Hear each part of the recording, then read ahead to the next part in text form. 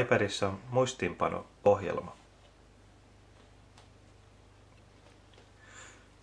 Tänne kirjoitetaan muistiinpanot, lukee tuossa.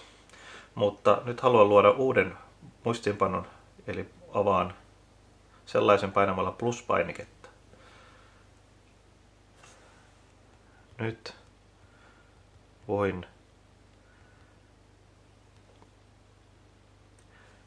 kirjoittaa, ja alkaessani kirjoittaa KIR. iPad ehdotti, että kirjoittaisin KIT, mutta tässä vaiheessa en halua hyväksyä tätä iPadin tekemää ehdotusta, painan pienestä rastista ja jatkan kirjoittamista. Nyt voin kirjoittaa tänne. Nyt tuli virhe. Saan sen poistettua tällä pyyhekumilla. Ja nyt kun se ehdottaa, että tänne sana voisi olla se, mitä ajattelin kirjoittaa, jos haluan hyväksyä tämän ehdotuksen, painan tästä välilyöntipainikkeesta. Ja silloin tämä sana tulee kokonaisuudessaan muistiinpanoon ja samalla ohjelma lisää yhden välilyönnin. Ja nyt voin jatkaa seuraavan sanan kirjoittamista. Nyt voin kirjoittaa tänne muistiin. Se ehdottaa muistiinpano, mutta mä haluan sinne sen ja tavu vielä perään, niin jatkan kirjoittamista. En paina välilyöntipainiketta. Sitten painan pisteen loppu ja haluan aloittaa seuraavalta riviltä. Oikeastaan painan 2 kertaa. Ja voisin laittaa seuraavaksi tällaisen, että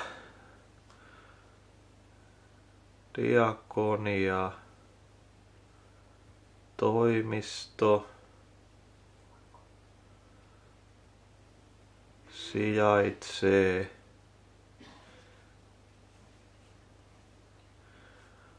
osoitteessa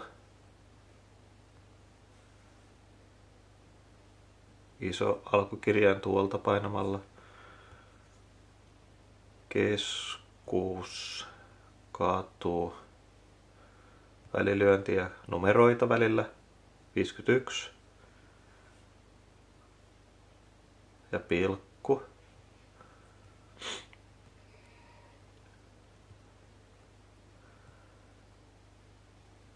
Iso kirjain alkuun.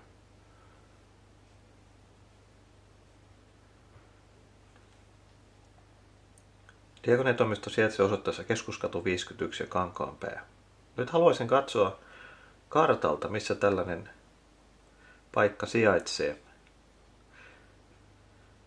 Voisin mennä karttasovellukseen, mutta tämä on hyvä tilaisuus esitellä iPadin muistiinpanoissa tämmöistä alueen maalaamista ja kopioimista. Se tapahtuu näin, että täppään 2 kertaa sanaa Kankaanpää, jolloin tulee tämmöiset siniset pienet pallot tänne alkuun ja loppuun. Ja nyt haluan laajentaa tätä aluetta, haluan koko osoitteen maalata. Siirrän sitä niin paljon, että nyt alue on maalattuna ja sitten voin tästä joko leikata sen irti tästä muistiinpanosta, mutta en halua sitä tehdä, koska se voi tässä hyvin olla. Nyt haluan vaan painaa tuosta, että kopioi. Ja sitten haluan siirtyä sinne Googlen Mapsiin. Siinä on 2 vaihtoehtoa, voi nettiselaimella sinne siirtyä tai sitten käyttää ihan varsinaista karttaohjelmaa, mutta siirrytään nyt tässä vaiheessa vaikkapa Chrome-selaimella sinne. Eli painan 2 kertaa kotipainiketta. Ja täältä löytyy viimeksi käytettyjen sovellusten listalta Chrome. Suljen tämän uutissivun tuosta.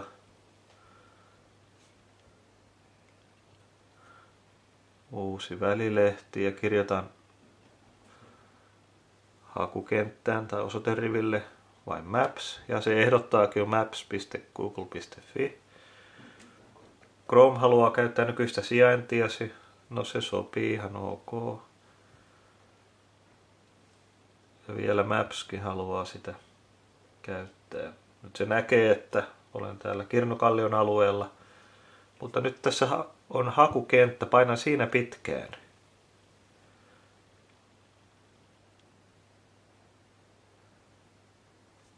Ja nyt on mahdollisuus sijoittaa. Eli se, minkä edellisessä ohjelmassa kopioin, voin sijoittaa tänne karttaohjelmaan.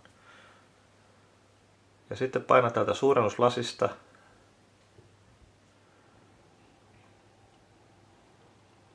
Jolloin kartta näyttää paikan, jonka osoitteen annoin.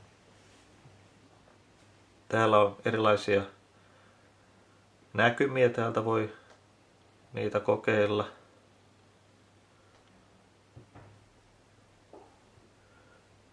Tämä painikin olikin se, että katsotaan, että missä osoitteessa nyt olen, mutta yritetäänpäs palata takaisin tuonne Keskuskadulle.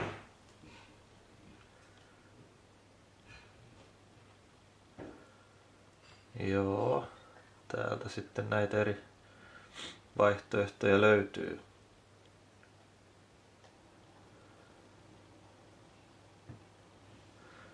Tämä näyttää nyt sitten valokuvaa kohteesta ja tällä tavalla voin siirtyä tässä karttanäkymässä. Street View eli katunäkymä. Tämä katunäkymä tosin on otettu jo aiemmin ennen kuin meidän nykyinen toimistorakennus on rakennettu. Mutta nyt haluan palata takaisin sinne muistiinpano-ohjelmaan. Painan 2 kertaa kotipainikkeesta.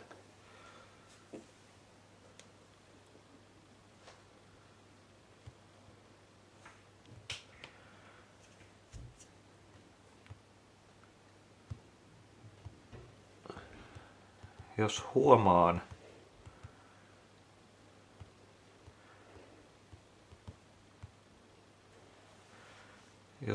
että olen tehnyt virheen, no tämä nyt ohjelma ehdottikin, että olisin sen jo korjannut, mutta joskus käy niin, että heti ei huomaa korjata virhettänsä, niin sitten miten saan siirrettyä kursorin tuonne sanan keskelle, jotta vihreästä tulisi virhe. Se tapahtuu näin, että painan taas sormella pitkään, jolloin tähän näytölle tulee suurennuslasin kuva. Ja se suurentaa tuota sanaa ja sitten kun siirrän sormeani sopivaan kohtaan ja irrotan, niin kursori vilkkuu siellä ja voin sitten tehdä muutokset.